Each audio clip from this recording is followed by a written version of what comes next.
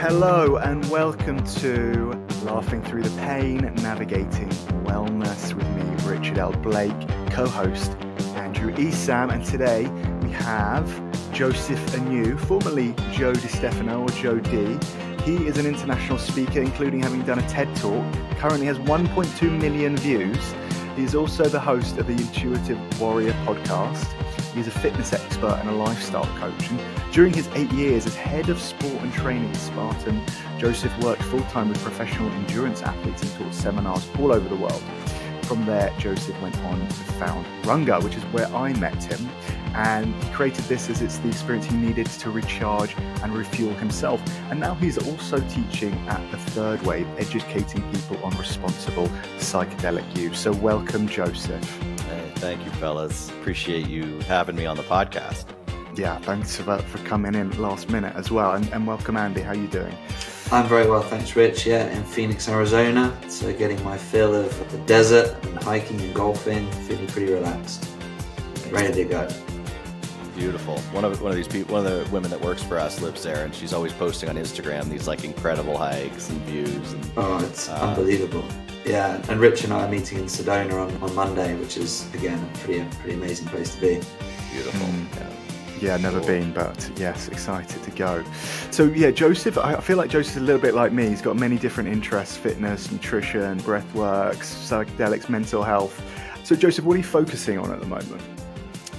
And what's interesting, right, is like breath is the thing in the middle of all of those. Like whether you're running a marathon or lifting a heavy weight or trying to transform your personal life or your limiting beliefs or whatever it might be, everything comes back to the breath. So I love that's a thread line here, the through line. Yeah, so right now I'll say that I've been a little bit on kind of a pause, actually. When my first son was born, it shook things up. It was a massive transformation. It was a massive shift.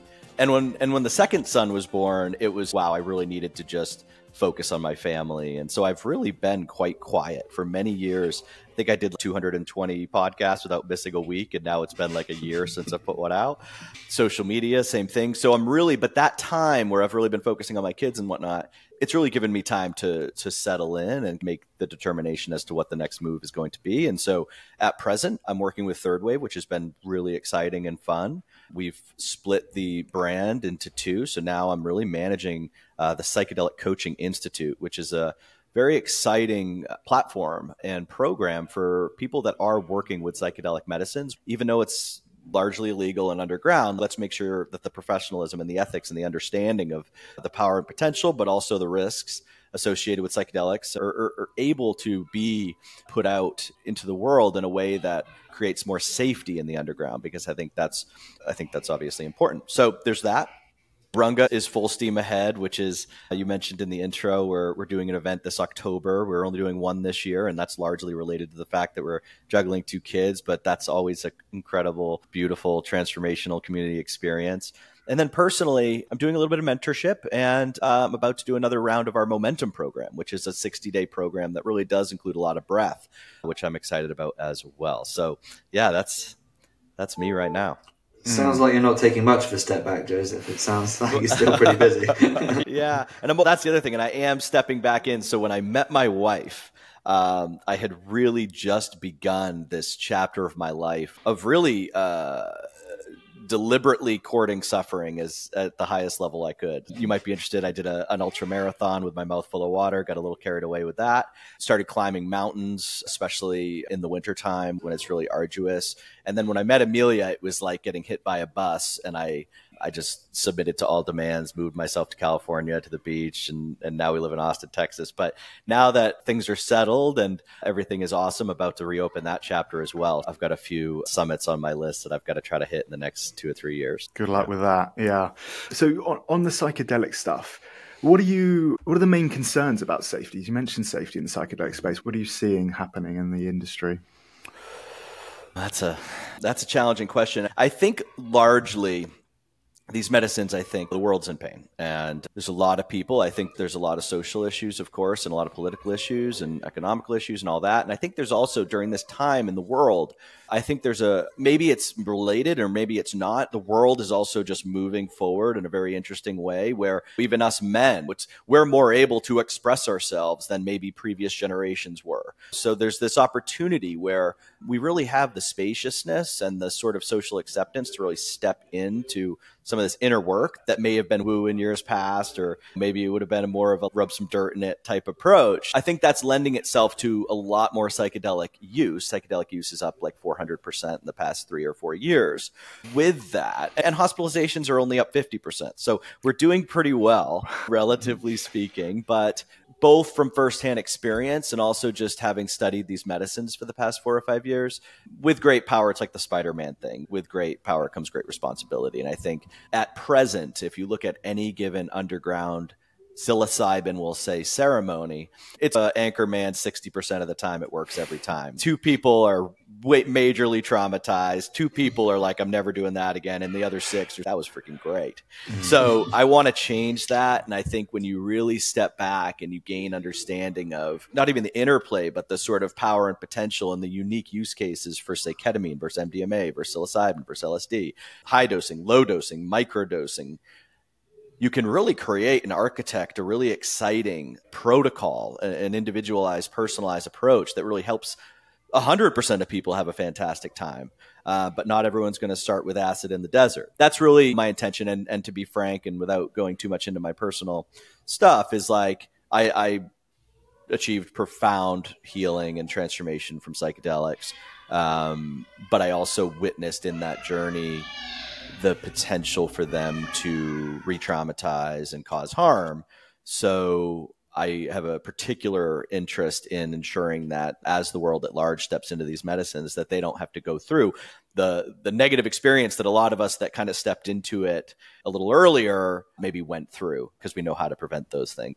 So that's the intention there. I was going to ask, how up to date is the kind of, let's call it the regulation? Is that able to keep up with the research, or is that an obstacle in terms of you get a new piece of research, but then you've got to go through all these hoops to actually put that into practice? It's really complicated right now because you've got like Oakland is largely decriminalized. You can buy mushrooms and such in a little bit like you can cannabis. Denver has, Colorado has decriminalize all psychedelics. And Oregon is really opening the clinical medical model. And MDMA is now, the research on that is nearing the end of their trials. So MDMA will probably be medicalized by the end of the year in this country. So there's sort of 2 things going on. And that's that the world is opening to these things. The best player in the football and NFL is saying that ayahuasca is the reason he was the MVP. That's a pretty strong testimony.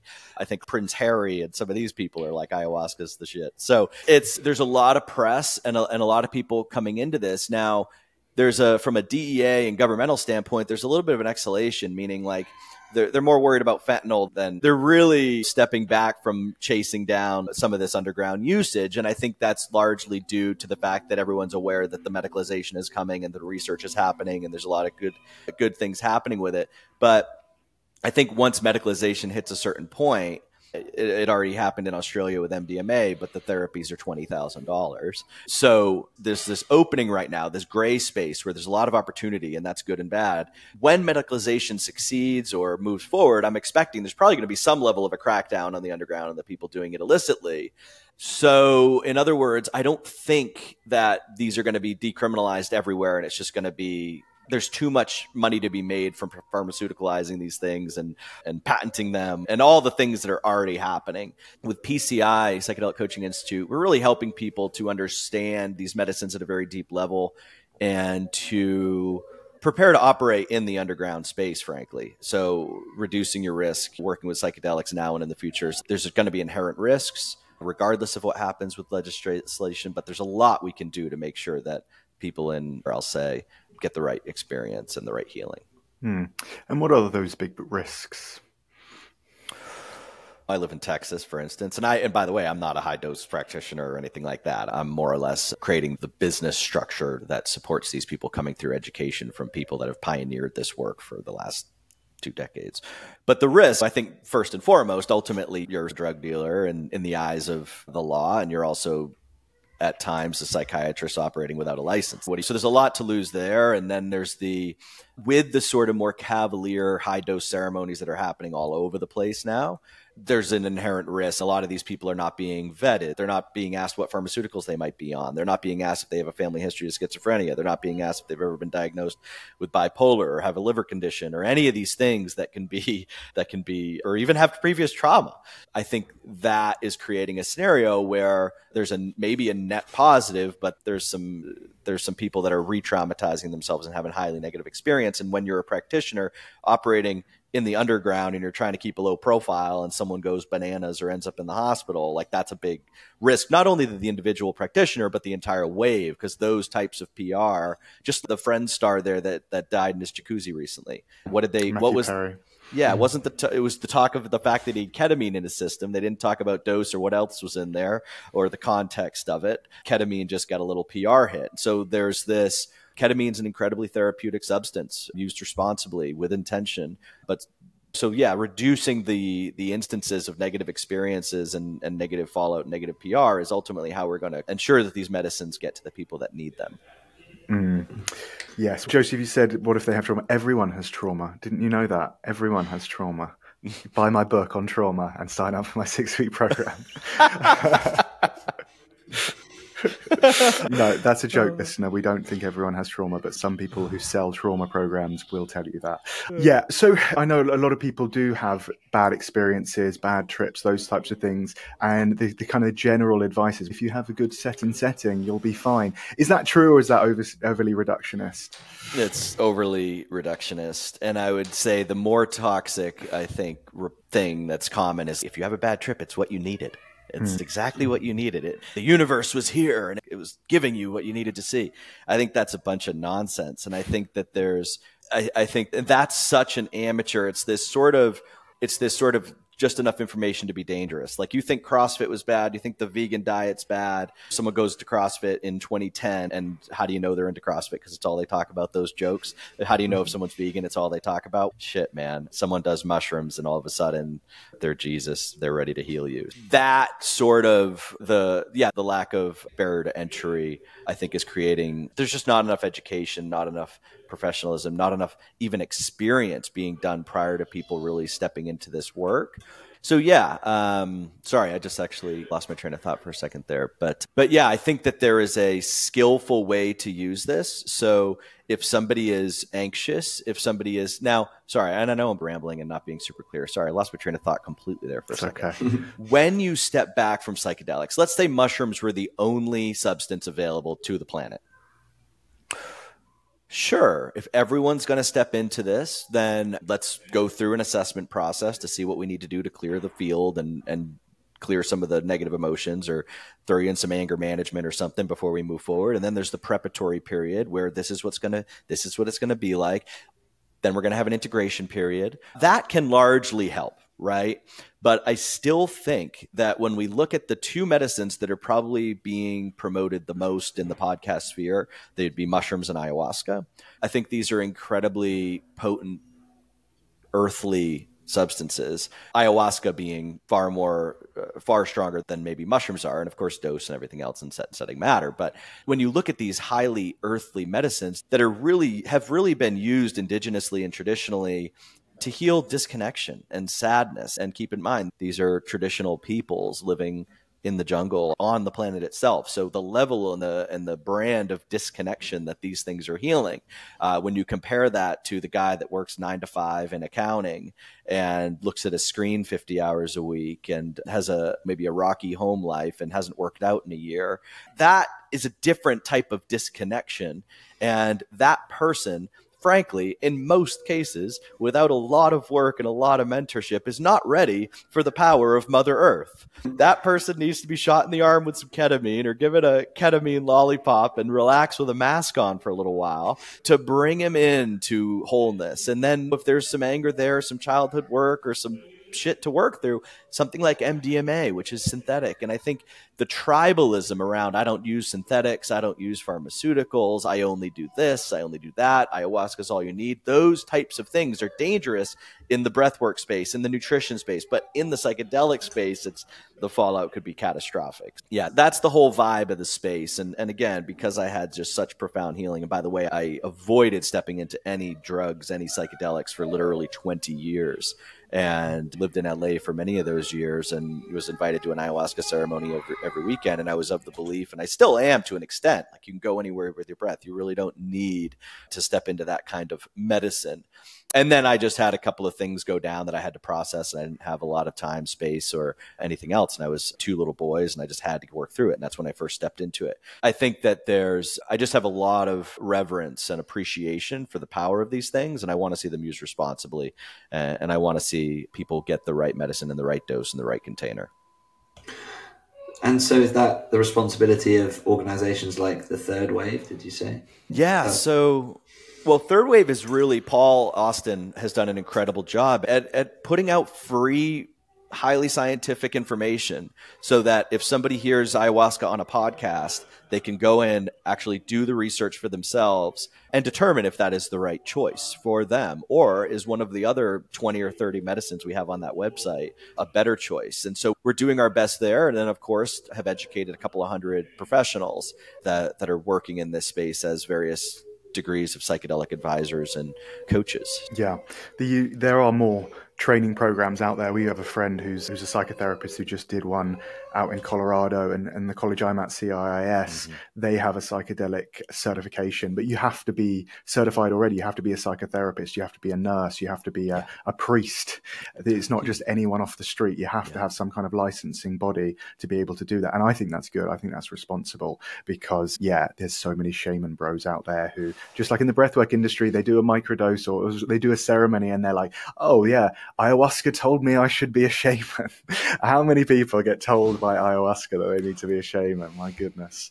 And that thing of ayahuasca told me, or the mushrooms told me, I find so frustrating, because it's not just ayahuasca. You had an idea and you don't have the self-confidence to fill that through. So you're like, actually, ayahuasca told me to do it. So that's why I'm building this pyramid on Iquitos. Like you heard of the pyramid in Iquitos? No. Do you hear about that one? So in Iquitos, Peru, is a place where people do a lot of ayahuasca. There was a British guy many years ago who ayahuasca told him he had to build a floating hotel pyramid on the river in Iquitos. And he started building it. He got a load of money to do it. And then halfway through, ran out of money and abandoned the project. And now there is just this like floating wooden pyramid going around Iquitos that no one has the money to take down because ayahuasca told him. And there's so much of the ayahuasca told me to and all this. It has nothing to do with the fact that you're out of work looking for purpose and you want to charge $2,000 for a Saturday night. It's nothing to do with that. And I think there's also an interesting layer here, even within the psychedelic space. I think that our nervous system, we have so much ego resistance, regardless of dose and medicine and whatever else. Like, the ego really doesn't want you to go into your shit. It really doesn't want to go look at your shadow. And at times I've felt that a lot of those calls were actually a distraction. So in other words, it's almost like, all right, I've got this major shadow going on, but when I go into the medicine, it's, I want to heal Richard. And I want to heal Andrew, and I want to heal, so I could heal the world. And it's actually all just to avoid going deeper. So that's the ego distracting you in many cases. And of course, there's the person. But I love thinking of the word shaman as the word Sherpa, because a Sherpa, which is a similar word, there's no Rhode Island Sherpas, right? We're gonna know. And you go to Mount Everest and you've got a white guy saying he's going to carry your stuff up Mount Everest. And no one's trying to do that because, first of all, it doesn't pay well. And second of all, we're going to know in 30 seconds that you're not a real Sherpa. But there's not that natural layer, and people are desperate. And they're honestly, frankly, looking for a savior. And there's like all this energy. And there's this, we talk about in the certification program, all these common which I've recently heard. I don't want to spread any rumors, but I heard Mercola's caught the bug. There's all of these issues like ego inflation and hero complexes and all of these things. I don't know if you saw the article. I think Mercola thinks he's Jesus now. I think I saw a headline. Yeah. Oh dear. Oh lad. Something like that. Yeah. Anyway. Yes, yeah, the psychedelic narcissism one is a big thing, and I wrote a paper on psychedelic narcissism as like looking at the research on treating narcissism, and it totally blew up on Medium. It's not totally, but it's by far the most read thing. It's got like 10,000 viewed reads on Medium. For me is a lot, but I think that really touches on, I guess it's the zeitgeist of the moment. Narcissism is such a buzzword at the moment, and everyone's a narcissist. You know, everyone who, oh yeah, he didn't want to go on a date with me, he must be a narcissist. Oh, he didn't want to do this thing, he's a narcissist. All this pop psychology like gaslighting coming through, and people abusing the pop psychology to get their way. But supposedly narcissism is the hardest personality disorder to cure, but ayahuasca has shown some benefits for that. But as well as it being able to cure or crack open the shell of a narcissist, it can be taken the other way. It can create narcissists, can't it?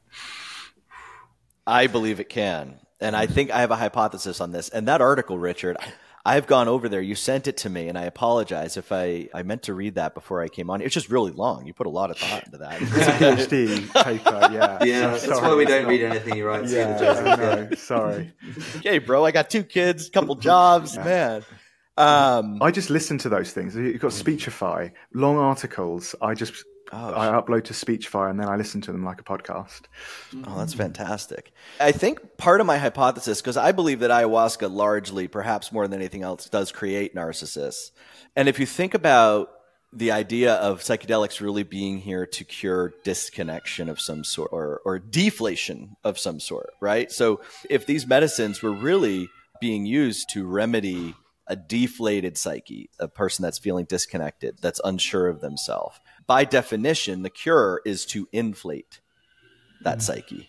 So when you take a Bay Area angel investor who's doing quite well on the inflation scale already, and you drop him into ayahuasca, he goes up to the same extent.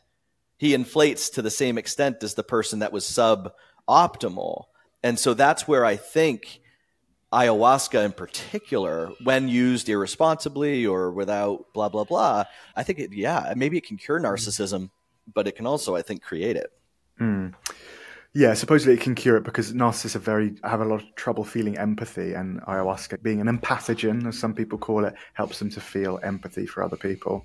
Yeah. I wonder if there's a profile then for the sort of people who are seeking plant medicine, as in a stereotypical person who actually should take it and a stereotypical person who definitely shouldn't. Yeah, are you seeing any patterns in that space? Men with man buns, leg tattoos, those types of things would be the ones who shouldn't take it but do. And I know I fit into that category, so sorry. The Austin, Texas starter pack? Yeah, exactly, yeah. He's thinking of moving there, Joseph.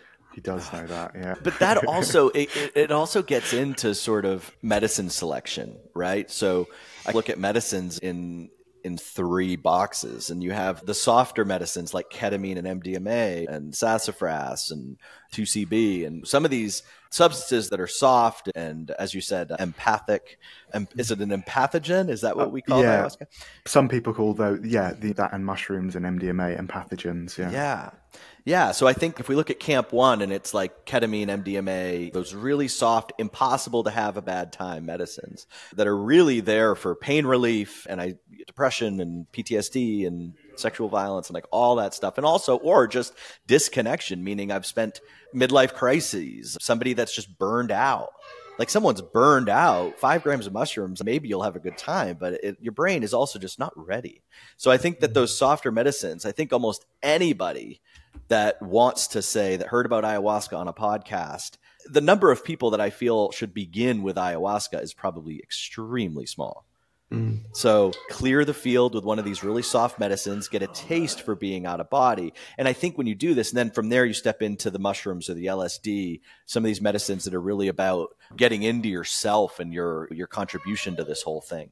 And then you get into the ayahuascas and the 5-MeOs, the bufos, those types of things that are really, in my opinion, they're really there's a small sector of the population that are ever going to need that if you follow this proper trajectory. And secondly, your psyche and ego will be able to handle it. But if you think about somebody who steps into 5-MeO as their first psychedelic experience, A, they might have a horrible time, but B, their ego might get so inflated and disconnected from reality because they didn't groom their psyche with softer medicines and a more sort of stepwise approach. So that's another big thing that I'm really looking to communicate through the work with Third Wave and PCI and in these conversations, because I think almost everyone needs to use that stepwise ladder and take it only as high as you need to. That's the other thing, is when we're really values driven and I know my core values, well, know when I'm done. Like I'm 40 with 2 kids, going to Peru for a couple of weeks and drink. What the hell would I do that for? What? I'm already a dad. I'm already living my best life. I'm already fit. I'm already happy. My marriage is doing great. What am I looking for?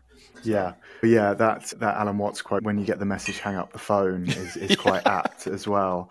Yeah. And also, obviously, I've done a lot of healing and things. And like sometimes Natalia, my wife, will say, oh, you need to do more therapy. You need to do more breath work on this. And I'm like, this isn't a pathology. This is just my personality now. You can't heal this. You can't psychotherapy this. You can't breath work this. This is me. But yeah, there are definitely people as well who just, there's so much hype around psychedelics and so little research. They just think, well, lots of other people have had amazing results. I'll get my good results, even though I've had 5 bad trips and 5 paranoid delusions where I've had to call the police and my family have had to wrestle my car keys off me because I think they're all trying to kill me. There are stories. I do know people who just plow through. They're like, psychedelics is the only way to heal. No, there's plenty of other ways to heal. People want to have this amazing transformative experience in one afternoon when maybe they need 5 years of Jungian therapy or something slower. So could you then, Joseph, maybe this is one for you, could you profile me someone who should think about beginning this journey into psychedelics or might consider? Blonde hair, it's just like they're blonde, it's blue eyes. Asking for a friend. No, I am actually curious. And I think there's, I'd split. There's probably people that like urgently need it. And then there's probably people that like it's important to do at some point. So and I would say that like the urgent folks, I think people that are circulating the medical system with whether it's treatment resistant depression, crippling anxiety, PTSD, the research on MDMA specifically, and ketamine for depression and MDMA for PTSD and victims of assault and sexual violence stuff. It's unbelievable. Like it's absolutely unbelievable. So for me, anybody that has a clinical diagnosis relating to some sort of physical trauma or severe emotional limitation is like first in line, right? And that's why ketamine is right now, there's above board ketamine clinics all over the place. And if you have depression, you can easily get in. And programs like Mind Bloom, which are incredible, they're making it accessible, affordable. You go through a little bit of things to make sure you've got the proper diagnoses and you're good. And so I think that's largely where we need to focus. But then there's, I think, what Michael Pollan calls like treating the well. And I think the next one for me, parenting and fathering, is like just a pillar of my life. And so I think the next group would be repairing marriages. Over 50% of marriages end in divorce. The stats on marriages are absolutely incredible. You would never be able to get like marriage insurance because it's like, all right, over 50% of these end in divorce. And when it ends, it's catastrophic to your bank account. And you're like, so I think marriages, if we think about the next generation, these children, that will be our next generation, they really need stable homes and stable parents and healthy relationships. And I think to heal relationships, to get into that is incredible. And I think it could really, really help us in this desire to have a bright future for our kids. Then you get into perspective, getting out of ourself, egos. Maybe leaders at organizations might be the next one. So people that have 100 people beneath them that really need to demonstrate. The energy of the CEO of a company trickles down. And so those might be the next people, the people that have influence over large numbers of people. And then maybe the next one would be, recreational people with a little bit of stuff, a little bit of anxiety. I'm feeling all right. I'm doing okay. I'm having trouble sticking to a diet. Maybe I can clear the field with some microdosing. Maybe I'm not being productive at work and LSD is cheaper than Qualia. Maybe I'll do some microdosing there. So then it goes on from there. But that would be like most urgent to least. Yeah, I think awe is such an interesting part of mental health that I'm starting to learn a little about. It's something that's awe-inspiring. People haven't, to me, it's quite a new frontier, but supposedly experiencing awe is a really valuable thing for people's mental health, because if you just see the same things every day, life just gets monotonous and uninspiring. Whereas when you, I don't know, travel somewhere new and you come to California and you see the giant redwoods, and you're just like, oh my God, that is the biggest tree in the world. That is amazing. And that can top up your mental health for such a long time. And I know microdosing and psychedelics can be used to create that awe experience. Yeah. Coming on to microdosing, we just mentioned it there. The research on it has been quite disappointing, hasn't it? So do you think there's still a place for microdosing? Yes. Can I just stop? What research are we talking about, just for the uninitiated? What's it named? So I think they did it for anxiety and maybe depression, but they did a randomized control trial where they gave people a placebo and a microdose of psilocybin mushrooms, and they found no differences between the two groups. Is that right, Joseph? Yeah, and I think that largely was the protocol used in the study relevant to the way that people use microdosing in real life. I think was my one critique of that one study is it's very challenging to replicate the sort of energetic component and the intention and the intuitive contribution. It's a little bit like, and this might be something to come back to, which would be the sort of like polarities in the psychedelic space of the clinical medical model versus the Peruvian jungle. Like, that it's a stark contrast. And I think that there's lessons to be learned from both. So I think like in the clinical environment, are we doing a good job replicating how these are really used in the real world? And then secondly, I think for people, if we look at the role of microdosing, placebo effect, we know from research on SSRIs and looking at some of that the placebo effect is largely responsible for even a lot of the credit we're giving to SSRIs. And so it's very real. And so I think that alone, when you think about and by the way, I should define microdosing, because I think there's a lot of people out there microdosing and they're really just tripping their balls off all the time. This is sub-perceptible. The way I think about microdosing is like you're taking the same dose as you would in a high dose experience, but instead of taking it in one night, you're taking it across 2 to 3 months.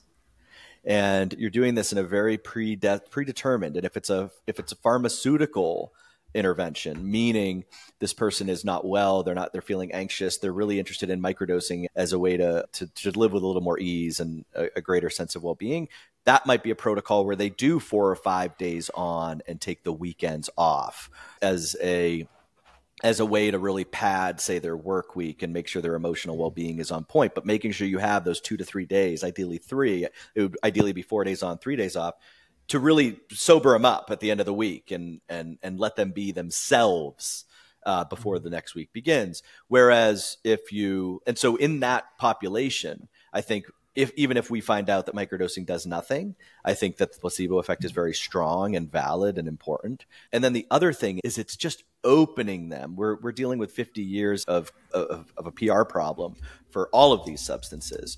And so when people microdose, it begins, let's say this person does need a high dose experience and does need some real work, they're going to be a lot more comfortable stepping into a high dose experience, having microdosed and still being alive after the 30-day protocol was over. And so I think it's a great gateway regardless, and a way for people to ease into it.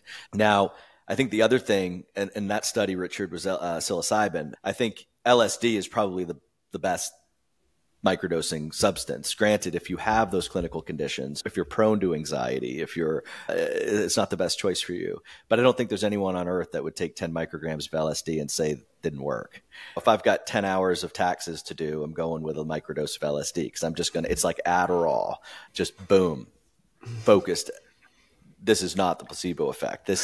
I call it day one. So I'll tell my wife it's day one. Which means ominous. Which means I'm in the office for 12 hours with the door closed, and I'm going to try to get a whole week of work done. Wow. And I'll do that on Monday and Thursday. Yeah, so microdosing definitely has a place. I think it's also extremely useful after, let's say, there's a high dose experience of any kind. I think psilocybin microdosing in that post afterglow month is a great way for people to stay connected to the insights that they that they saw. Because what tends to happen, especially with regular people, they go into the ethereal psychedelic space and they see all the people they need to call, all the people they need to tell they love them, they see all this. And Monday morning, the ego is, you're not calling Andrew. What are you, out of your mind? That would be a mistake. And so low doses of particularly psilocybin can help you stay connected and related to those insights. And so the integration becomes easier. Otherwise, that person, without a strong integration window, that person's their ego is going to be fully online 2 or 3 weeks later. And they're going to be like, I should do that mushroom thing again, even though they didn't do any of the things the mushroom told them. So I believe wholeheartedly in microdosing. I think that the study must have been a little bit flawed, or the participants weren't selected correctly, or the protocol wasn't done in a way that was thoughtful. And I could keep going, but I'll pause here. Yeah, I think that study of it, the idea that microdoses are subperceptual, anyone I speak to who's doing microdosing or low dosing, they're not microdosing. They are taking a little bit so that they can feel the effect. So maybe someone needs to do a study of not 0.05 milligrams, but maybe a 0.2 grams, and see when people can actually feel things, whether or not they're increasing their mood, cognitive function, depression, anxiety, those types of things. I've heard so many anecdotal stories from older adults, people like us with parents who are slightly declining neurologically. I've heard of people slipping it in coffee unknowingly. I've heard of people doing it. I heard a guy. This is not a joke. I heard a guy say that his father is like 90 and has been mute. He's got dementia, hasn't said a word in years, and he slipped 5 grams of mushrooms in this guy's food or what have you. And he said the guy said his first words in over a year. He was present. He was communicative. He was alive. He was online. And I've heard dozens of stories of people like what I'll say in their 30s and 40s with parents that are, maybe they lost a partner after 50 years, maybe their end of life stuff. I've heard so many accounts of using low dosing with that population with profound N=1 results. So I think that older population might even be one to pull down end of life, dementia, these types of situations. I think that's another like urgent need and another incredible use case for these. But yeah, most people are doing what we would call mid dosing or mini dosing. They're not actually doing microdosing, and that can be fatiguing on the brain. These are non-addictive substances, and you really want to stay sub-perceptible, in my opinion, and just decide, I'm going to do this 1 day on, 2 days off is my favorite protocol. So you do 1 day on, say Monday. That's why Monday and Thursday, as I told you, is day one. You do, say, a small dose on Monday, and then you go 2 days off, and then you're constantly connected with your sober state. And that's where you have a little bit of flexibility, where if you really want to trickle up to a mini dose one day or double down on it, at least those 2 sobering days really keep you in with reality, and you're not just getting high before work every day. Yeah. But that sounds like an amazing story. The person dosing their father. I think, I can't remember who said it. It could have been on Josh Trent's podcast, your friend, or James Fadiman. But if anyone's thinking, I'm going to slip some drugs in my friend's coffee, do not do that. That I've heard that people say like that's akin to sexual assault. You are messing with someone's consciousness. So do not think it's a funny joke to put drugs in people's drinks and foods. But in this case, it sounds like it wasn't like a prank. It was obviously something to heal their sick father.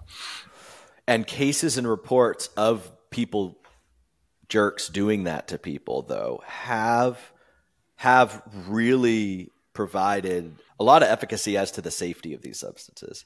So there was a lady, her name is escaping me, but someone slipped what ended up being 3,000 or 7,000 hits of LSD in her coffee. Yikes. So, and I think she was in a coma for a week, and then she had to be a hermit for a year, but she lived. She's still here. So in terms of the safety of LSD, this lady took 7,000 hits, and she's she's still here. So if you imagine taking 7,000 SSRIs or something like that. So that's the one thing. And those anchoring stories do help in terms of if you are in a high dose experience and bridging on the brink of panic or something, remembering you're safe and that these substances are highly, highly safe and that you're going to be okay and you just need to breathe is, I think, an important element to keeping the cat in the bag sometimes. Yeah. And reminding people it's time limited. Time can become completely distorted on these trips. And if you just say, okay, we've been here for 2 hours, you've probably got another 2 hours of this. Remember, it's going to end. I think that helps to calm people down a lot when they're going through something. Yeah. So indeed. Cool. Yeah. Moving on then from psychedelics into biohacking, because you're a biohacker, Joseph, aren't you? You're a well-known biohacker. You're connected to all the big names in the biohacking industry. So yeah, we were talking just before we came on air. Who are your favorite biohackers? Who's the best? Not Dave. He means Dave Asprey. Yeah. No offense, Dave. That's a funny question, right? I've got good friends. Ben Greenfield's one of my good friends. And I've watched him. And I remember when he made the switch. I remember we were both in the endurance community. Ben was a stud triathlete. And he was like, I'm turning the page. I'm quit giving up fitness. I'm really going to focus on longevity. And I was like, you're out of your mind. What are you talking about? We're having so much fun here. Of course, I think that Ben has contributed a lot in terms of just such an abundance of information to the community. But I do think that term, and I'll be totally honest with you, I got really into biohacking. But ultimately, all of that, I've got a hyperbaric chamber in my garage. I've got the cold plunge. I've got the sauna. I've got the PEMF mats. I've got everything. But what's been interesting is to look at when I was doing 40 hours a month of the HBOT and 10 hours of the PEMF and 3 times a week sauna and the cold every day and all this. But as I alluded to, and I don't want to really get into, I did have this heavy heart. I did have this thing that I really needed to work through in my psyche and in my soul. And so I would, in retrospect, to live as myself with that like little hole in my heart I had to work through and all the biohacking in the world versus today, take my HBOT, take my PEMF, take it all away and just give me wholeness. I think I'm healthier. I think I'm going to live longer today. I think there's an element where the brain is everything. And I do think that a lot of that HBOT and stuff it just can lead to just an impractical self-absorption. I think being really connected with your values is hugely important. So for me, being a father, being a decent husband, being healthy, being fit, setting an example for my kids, like these are all the things. And I've found that in the last couple of years, a lot of the tug to sit in the chamber and a lot of the tug to do all these red lights and stuff, it's really fallen away. And I've really found myself appreciating those things. I recommend them all the time because I talk to people that have conditions and situations that require them. But I'm really just get into nature, get in the sun, heal relationships. I had a good friend, Eric Remensberger, who he passed away a couple of years ago, but he really got me into biohacking. And towards the end of his life, he told me and showed me that it's really the free medicine and relationships is really what you want to do. And he put stage 4 cancer into full remission with biohacking. He was very resourceful. So I have stage 4 cancer. I don't want to do chemo. I have all the resources that I need. Like he went all in, a little bit like that guy that's like spending $2 million a year on his Brian Johnson. Yeah. So he did that and cured his cancer. And then at the end was like, I really just needed to heal this relationship with my ex-wife and my kids. And that is the thing that's more than everything else that I was doing. And so I've really been sobered in the biohacking world this past, say, 3.5 years since my son was born, but I still heavily believe in it. But I just think that the foundational elements, like 150 minutes a week of cardio, 20 to 30 minutes a day of sunlight and grounding, positive healing relationships, closing chapters, there's so much that I think a lot of the people that are looking for the next big thing are not doing. And so in many ways, it's almost like that energy isn't necessarily going anywhere. Yeah. So I think I don't really have a favorite because I find myself looking at these people and their content and just saying, for someone that's looking to be a better boss, be a better husband, be a better father, they just it's not practical, it's not relatable, it's not realistic.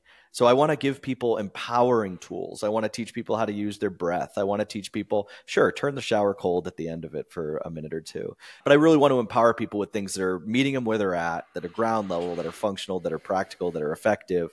And it's a little bit like, then you can always put the HBOT in the house. You can always put the red light in, etc. So that's where I'm at. Yeah, I understand that. And I think I'm in a similar kind of place. I think you're saying that now because you are in a much better place, because you don't have that hole in your heart. You don't have whatever you were struggling with before. Same with me. I was close to death with my mental health. I was absolutely desperate. And so doing all these extreme things were maybe life-saving for me. I'm not sure exactly what it was. I'm sure it's a combination of these things. But when you are sick with mental health issues, chronic health issues, you're desperate. And I think you or someone said it on your podcast, like when you're most thirsty, that's when you run fastest. Like when you're panicking, that's when you're so desperate for all these things.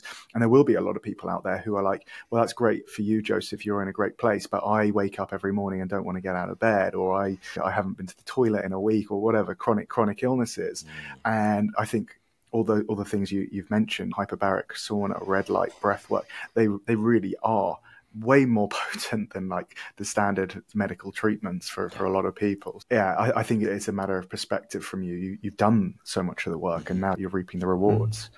Right on. And I think that's a great perspective. And there's a self-appreciating element. So when you were down, Richard, I like self-appreciation. I like this word because you appreciate. If I appreciate you, by definition, I'm increasing your value.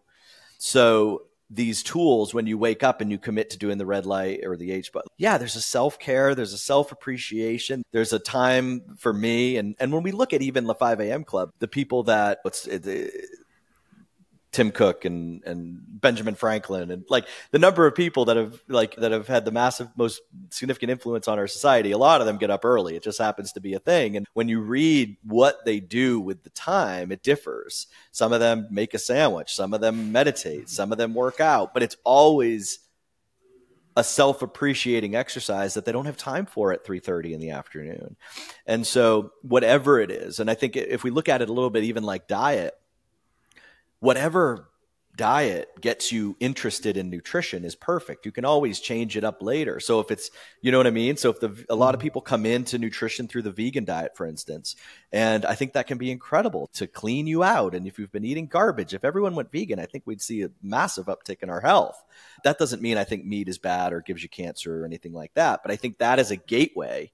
And then when it starts to not give you everything you need, being open to change and moving into some other foods, I think is great. But if you think of that in terms of red light or HBOT or exercise or cold, that's the gateway to this broader strategy. Yeah, I totally agree, Richard.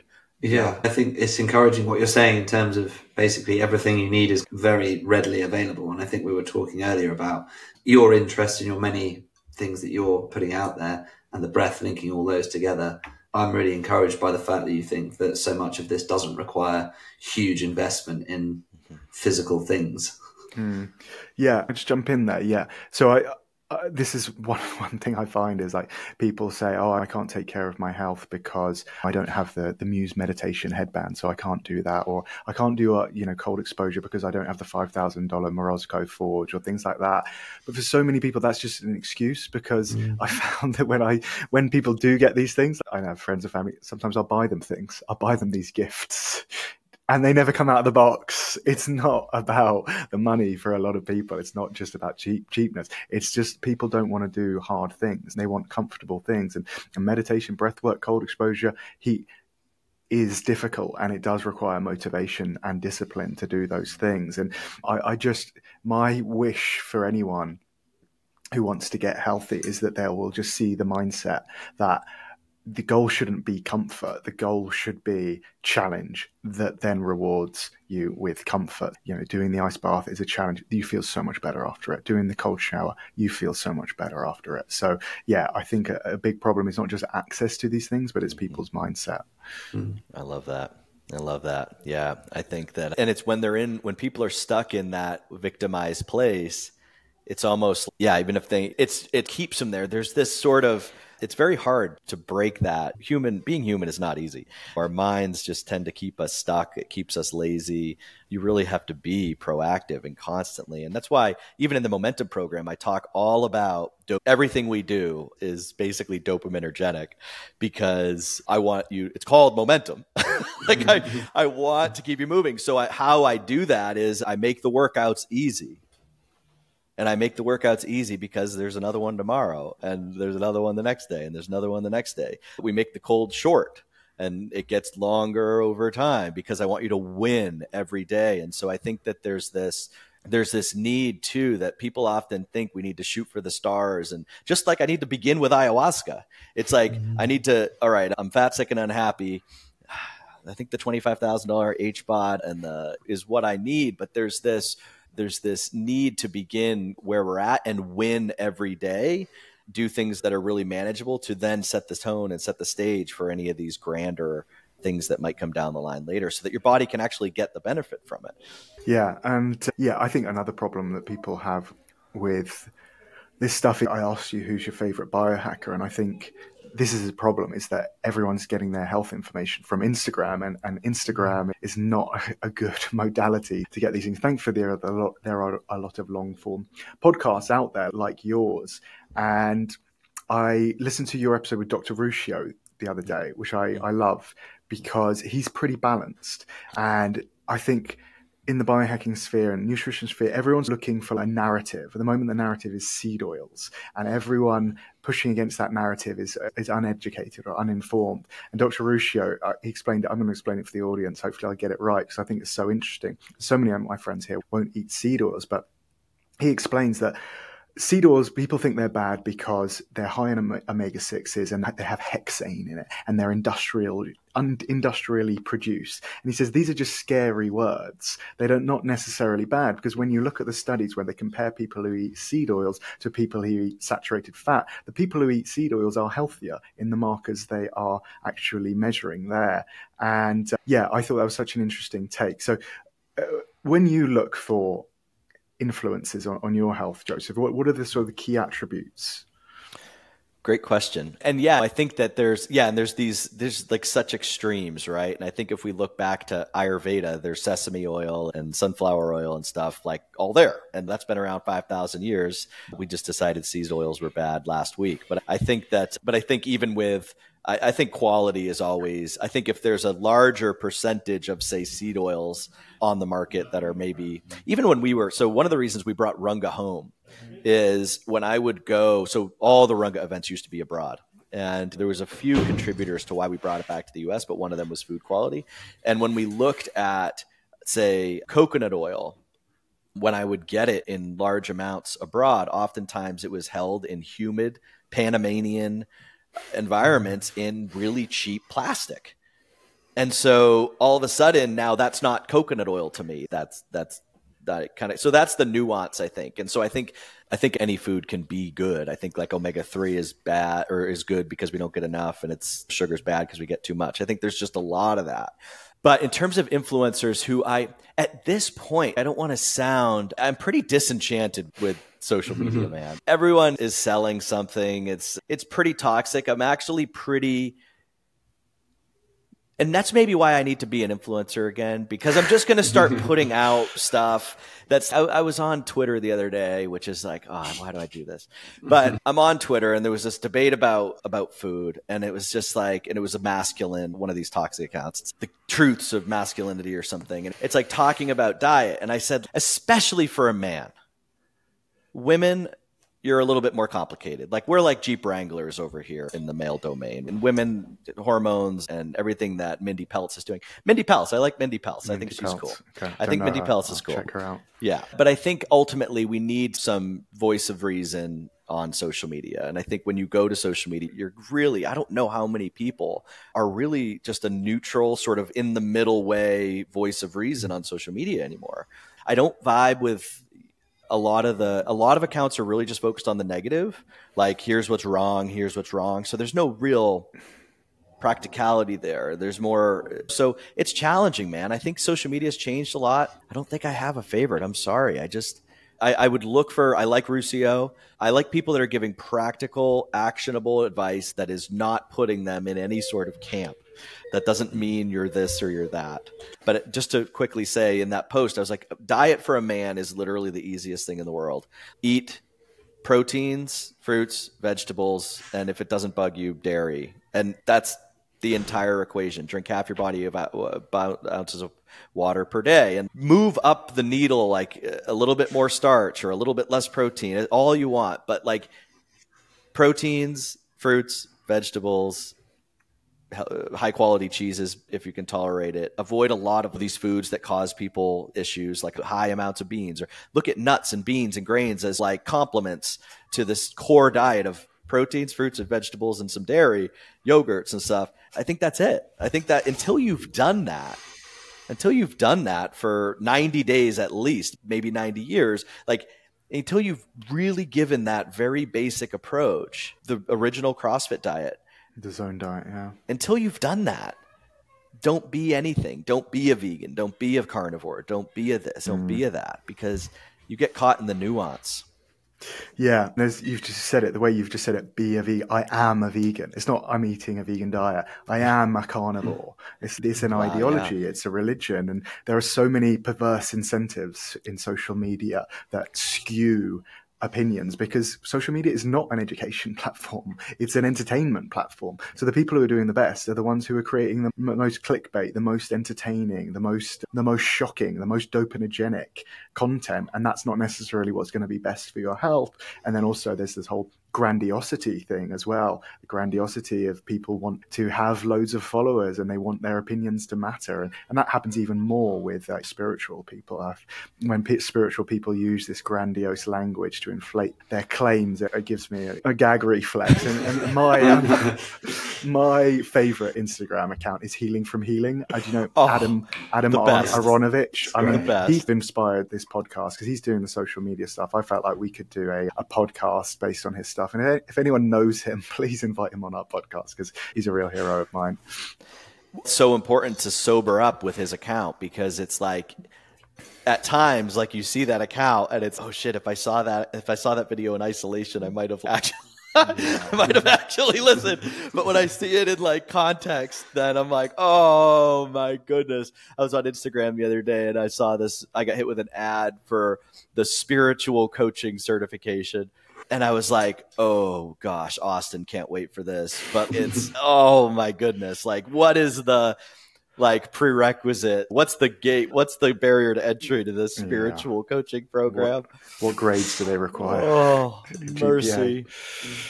Yeah, gosh. Yeah. Social media is, you hit the nail on the head. It's just but my personal favorite influencers, okay, getting back to my favorite, it's somebody of influence with a ton of followers, and in their bio it says author of like 20 New York Times bestsellers. Because that alone, like, I'm going to write a book someday, and I'm probably going to write one, because I'm going to say what I need to say in this book, and it's going to be my life's work. But when you look at somebody and in their bio it says author of 15 to 20 New York Times bestsellers, and you look at those books and their release dates, oh, okay, let's go back. The blood sugar remedy, how to use low carb, keto, fasting. They're just riding the trends, and juicing, like riding. Every year we have a new social media nutrition trend, and this guy's waiting with all his followers to write the book on it. And there's contradictions. Even there's an influencer now who was so heavy on keto, wrote a book on it. Now he says under 30% fat in the diet. But you dedicated like years of your life to keto. Now you're saying that eating more than 30% fat is a big mistake and carbs are important. So it's just, remember that these authors, doesn't matter how big they are, what their resume says, if they're an MD, if they're not, it's like they're riding the wave. They're capitalists. They're writing books. They're here. You are the product. And when the wind changes, they're going to write another book, and you're going to hang on that.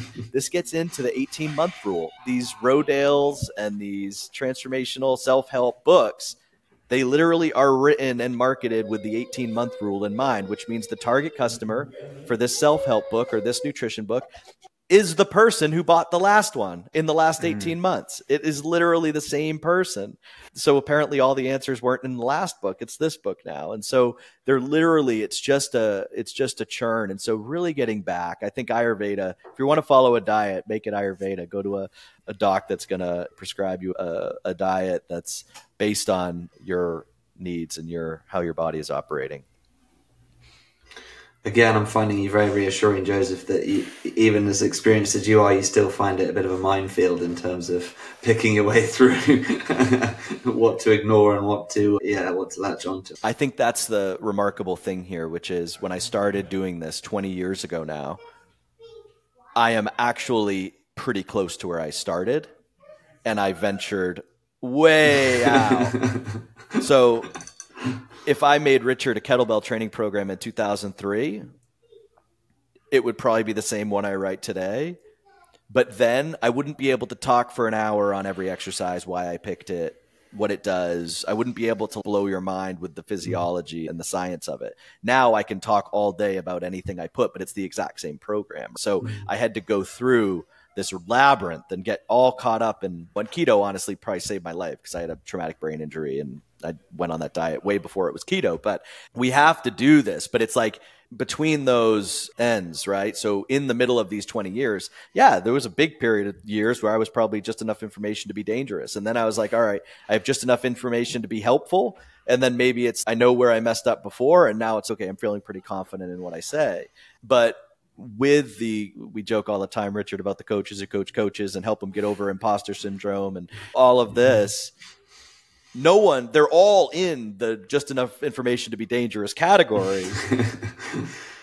Dishing breath work, dishing psychedelics, telling you how to eat. Gosh, I see clients, literally people I've worked with who were alcoholics a year ago. And I love you if you're listening.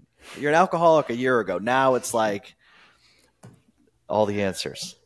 It's Instagram. Remember, it's so easy to be an influencer. A lot of it's just enough information to be dangerous. Yeah, and the Dunning-Kruger effect as well. Yeah, that's certainly very apparent. Well, go on, Andy. Yes, no, off to you, mate. No, I was just going to say, you mentioned the Momentum program. That's something you're looking to start up again. So tell us about that. Yeah, I'm incredibly proud of it. It's, if you dig the highly practical, actionable, it's all the cheat codes without no cherries on top, no crazy, I'm not trying to sell you a hyperbaric chamber in the middle of the program, which someone advised I do using neurolinguistic programming. So it's a 60-day program. The first 4 weeks are largely focused on creating a values-driven lifestyle that actually has space for you to step into yourself, step to higher levels of breath work, higher levels of deeper personal prompts and journaling, exercising, longer meditations, more cold, like the things we step into on the backside. But on the front side, it's about how do we architect, let's take your life, how do we make changes to the way you look at your life, the way you look at your schedule, how you prioritize your responsibilities, whether it's work, family, personal, transformation, diet, food prep, whatever. And we create a structure where you are now what each day I joked about day one. That's actually part of the program is I teach you how to create what is day one for you? What is day two for you? What is day three for you? And when you do that and you go into each day with a strong intention, you can make space for anything. Because I think a lot of the issues, again, even if people had the HBOT, Richard, and they had the PEMF and they had the cold plunge, it's like, how do I fit it into my schedule? Do I do it before my workout? Do I do it after my workout? I used to joke with Ben Greenfield that all my coaching clients. Got mine right here. Yeah, the amp oil. During the podcast. Love it. I usually sit on one. I've got it. It's not on my chair now, but I've got the higher dose mat that fits perfectly in my chair. But I used to joke to Ben Greenfield that people that work with me are the people you left in your wake because they couldn't keep up. They couldn't figure out how to put it all in. And so that's the first chunk of the program. I bring in special guests and speakers. I think Ruscio did a talk last time I did it. So I bring in some experts, do some special stuff. But yeah, at the end of the 8 weeks, you have so much dopamine because you've won in the gym for 8 weeks straight, which most people haven't won in the gym for 8 weeks straight. You've conquered the cold.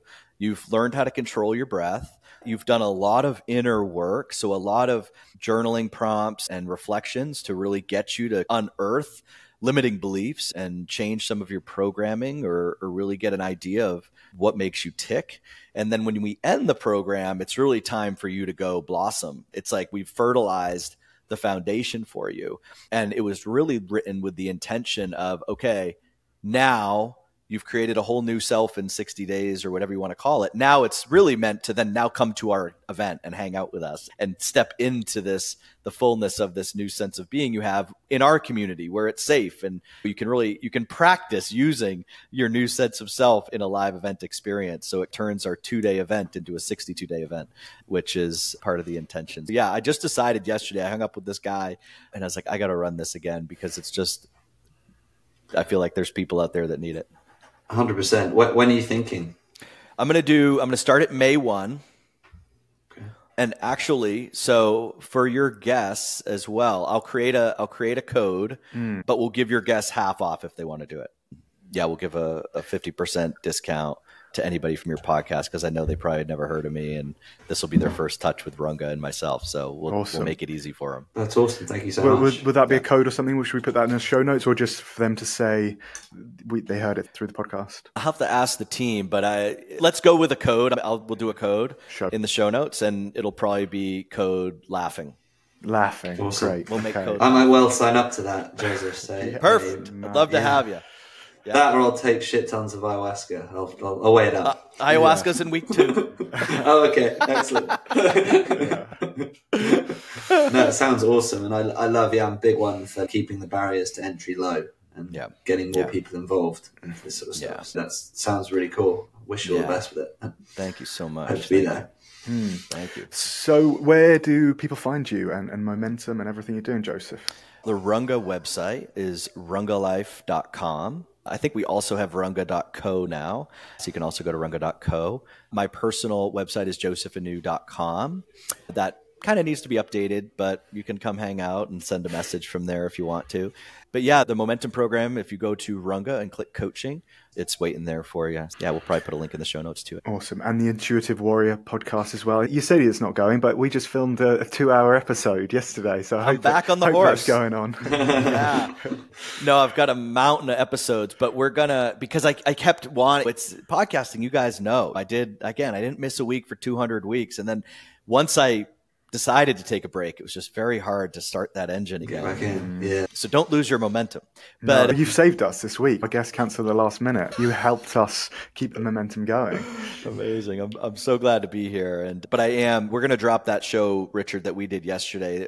That was so much fun. It was a 3-way podcast with Richard and Taylor Somerville, who helps out at our Runga events. He really throws people in the cold for us at our events. And it was awesome. We're going to drop that probably in a week.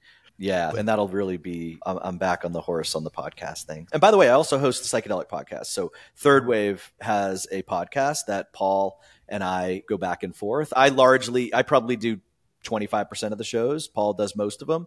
And I really do the ones relating to health and wellness or coaching. So if we bring on a psychedelic coach, I'll probably interview them. If it's a psychedelic scientist or something, Paul will handle that interview. But the Psychedelic podcast is available as well.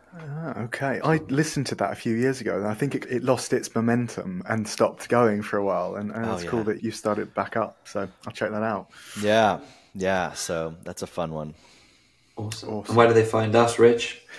They find us at Laughing Through the Pain, Navigating Wellness on all good podcast hosting platforms. RichardLBlake.com as well. You can find the website there and you find the podcast there. I'm at The Breath Geek on Instagram. Andy is at Andy Esam on Instagram. And coming soon LinkedIn as well. We'll keep saying coming soon LinkedIn, but until I do it. Okay. Until he does it. Okay. Perfect. Listener, leave us a review, please. We keep asking. Five stars. Come on. You got to give him something. You got to give him something. What do we give him? You got to give him shout out. I said I'd read out their reviews, but no one's bloody listens to me. So just put it on there. I think everyone's doing Spotify, and it's hard to leave reviews. So thank you, everyone who's left a review on Spotify. You are fine. Everyone else who hasn't, you're in trouble. Get on it. Yeah, get on it. Get on it. If you leave a review for this podcast, I'll give you 50% off Momentum. Oh, yes. It takes someone else, an adult, to come and help us get a review. Yeah, thank you, Joseph. It's so important. Getting reviews is hard, and when you're listening, it's a hassle, or you don't want to do it, but it means so much, and it literally determines how well this podcast ranks and is exposed to people. So it's a small act. Even if people just have to hit the 5-star thing for you, that moves the needle. A written review is best, and I've been a podcaster. It's hard to get people to do it. So if you're listening, still, just do it. Just do it. Thanks, Joseph. Thank you so much, Joseph. Awesome. Yeah, it's been awesome to have you on. Really enjoyed it and learned so much. It's been a ton of fun, guys. Thank you so much for having me. Cheers. All right. Bye-bye. Bye-bye. Bye.